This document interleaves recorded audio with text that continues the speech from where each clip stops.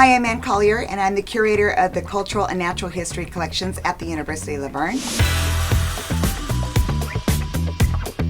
I'm standing in front of our cultural display storage cabinetry, which holds a multitude of different cultural materials and artifacts, but one collection that I want to show you was one that was collected by Edna Phillips Sutton.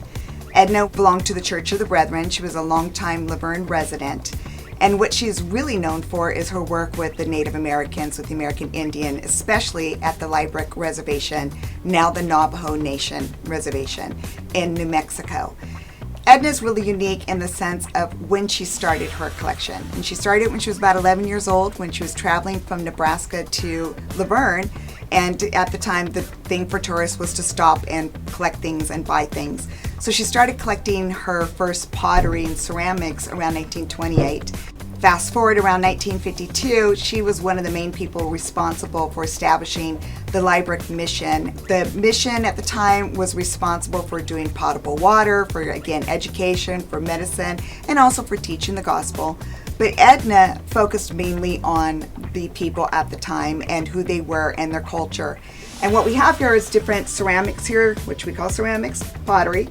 These are from the Zia, the Hopi, the Navajo. We have a bunch up here from the Oklahoma, from the Choctaw. She really went around and met with people. And luckily for us, Galen Snell, back in the 1970s, I think it was, mid-70s, sat down with Edna and talked to her about all of her pottery and then transcribed everything she said.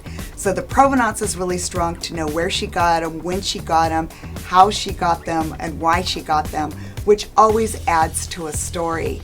I always tell people you can go into museums and you can see pottery like this. Most museums in the Southwest have ceramics like this, but they don't have the stories behind them. They don't have the stories behind who collected them. Some of these, we even know who the pottery was, who the potter was. So one of the ceramics, pottery, that was collected by Edna Sutton is this black on black ware, which was created and formed together by a very famous potter, Maria Martinez. So she and her husband became very well known for this, and Edna writes about going down and meeting with the person who was going to give her one of these pots, and she was so excited because Maria was not known at the time. She was just known for bringing back this style of pottery.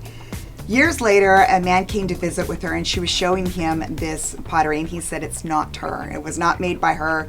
The signature was not correct and it really upset Edna, and it's in her paperwork.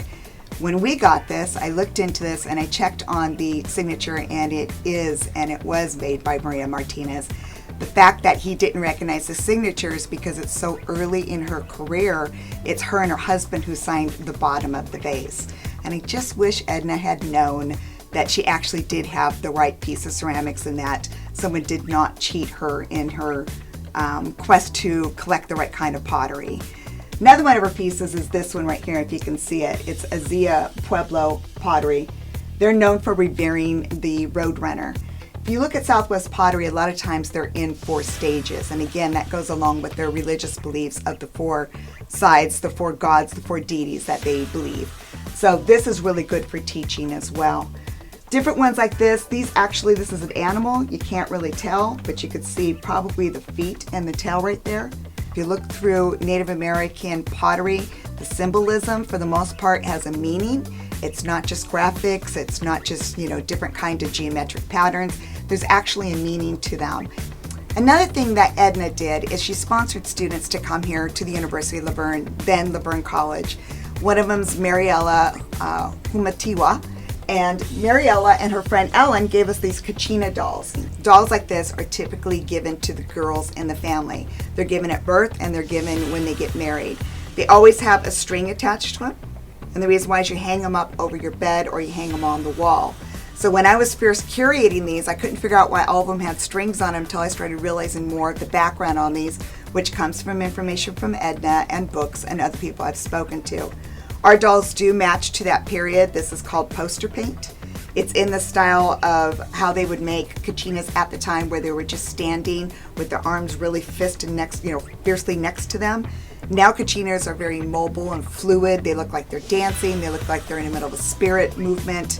These are not bad people. These are good. These are good spirits. They help the girls. They guide them through life. So these are a good thing to have to be given to the girls, and they are okay to be given away as gifts. They're not sacred. The reason why the materials, the objects, the specimens were donated to this collection is to be used for research. So we're available by appointment only. You can contact us. Students are available to use this for independent research study. The professors are available to use us. We can bring the materials to your class. Obviously, everything will be supervised, most likely by me. And you can look at these things and study them. And that's the point of having these instead of just looking through a window or looking online. It's completely different when you can hold an object in your hand and you can touch it and see the different texture and the style to it.